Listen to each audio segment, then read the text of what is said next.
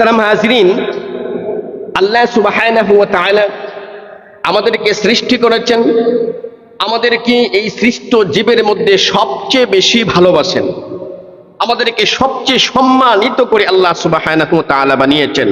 কোরআনুল কারীমের মধ্যে আল্লাহ সুবহানাহু ওয়া তাআলা এক আয়াত এর মাধ্যমে তিনি পৃথিবীর সমস্ত মানুষদেরকে জানিয়ে দিলেন, ওয়ালাকাদ কাররামনা বনি আদম, বনি আদমকে আমি সম্মানিত করেছি।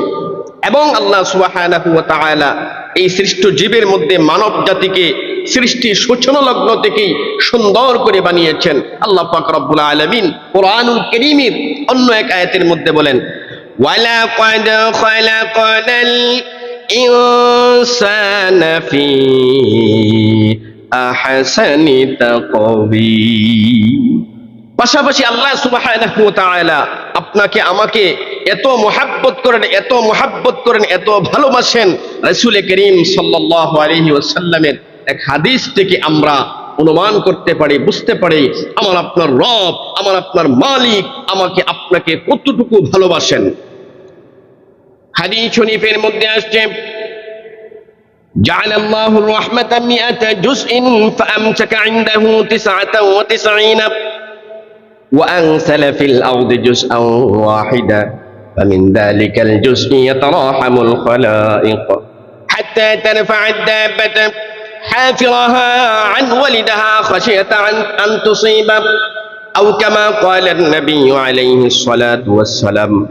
الله رب العالمين বলেন, জাআল আল্লাহুর রাহমাতা 100 জুজইন, তিনার কাছে 100 ভাগ দয়া ছিল, রহমত ছিল। এই দয়াটাকে আল্লাহ সুবহানাহু ওয়া তাআলা 2 ভাগে বন্টন করলেন।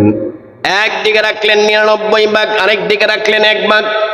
যেই দিকে 1 ভাগ রহমত রাখলেন, দয়া রাখলেন, এই 1 ভাগ দয়া আল্লাহ সুবহানাহু ওয়া তাআলা গোটা পৃথিবীর সমস্ত সৃষ্টি জীবের মধ্যে বন্টন করে দিলেন।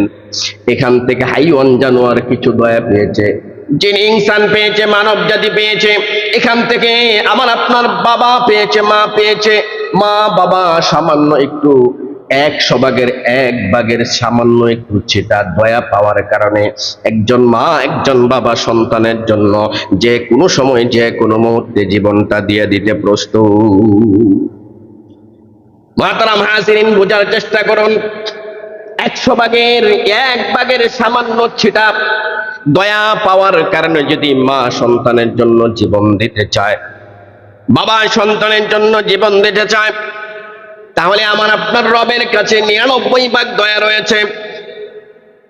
শুধু তাই নয়, এই 100 ভাগের 1 ভাগের দয়া পাওয়ার কারণে একটা প্রাণী তার বাচ্চাকে দেখবেন পা দিয়ে কষ্ট দেয় না,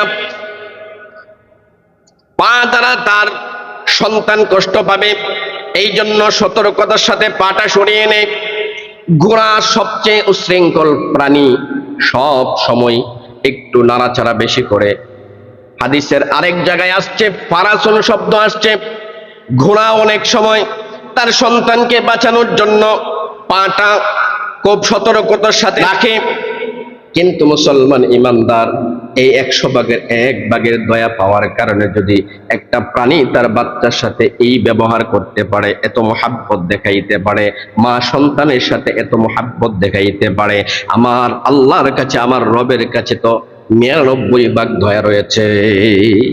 আমার আপনার রব, আমার আপনার মালিক এই 99 ভাগ দয়া দিয়ে কি করবেন? মুহতারাম হাজিরিন, কাল কিয়ামতের ময়দানে আল্লাহর বান্দারা যখন গুনাহের কারণে, পাপের কারণে জাহান্নামের জন্য উপযুক্ত হয়ে যাবে, জাহান্নামের ফেরেশতারা যখন টেনে হেসড়ে হেসড়ে জাহান্নামের দিকে নিয়ে যাইবে, তখন আল্লাহ সুবহানাহু ওয়া তাআলা এই 99 ভাগ দয়া পুরোটা ঢেলে দিয়ে ওই পাপিষ্ঠ গুনাহগার বান্দাকে জান্নাতের মেহমান বানিয়ে দিবেন।